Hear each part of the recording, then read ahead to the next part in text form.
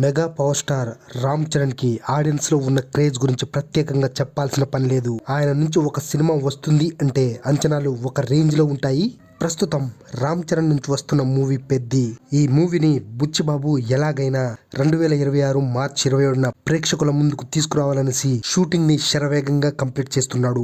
ఇక ఈ మూవీ తర్వాత రామ్ చరణ్ మరోసారి స్టార్ డైరెక్టర్ సుకుమార్ తో సినిమా చేసేందుకు సిద్ధం అవుతున్నాడు. ఈ ప్రాజెక్ట్ పై ఇప్పటికే అఫీషియల్ అనౌన్స్మెంట్ వచ్చేసిన సంగతి తెలిసిందే.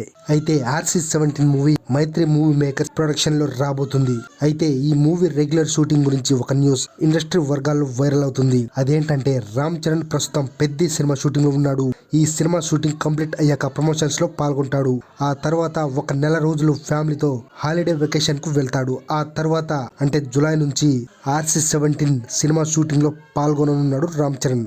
దాదాపు 6 నెలల టైం సుకుమార్ సినిమా కోసం ఇవ్వబోతున్నాడు. ఈ న్యూస్ తెలియడంతో రామ్ చరణ్ ఫ్యాన్స్ ఆనందానికి హద్దులు లేవని చెప్పాలి. ఇక గతంలో రామ్ చరణ్ సుకుమార్ కాంబోలో రంగస్థలం సినిమా వచ్చిన సంగతి తెలిసిందే. విలేజ్ బ్యాక్ డ్రాప్ లో రివెంజ్ డ్రామాగా వచ్చిన ఆ మూవీ ఆ టైంలో ఇండస్ట్రీ హిట్ గా నిలిచింది.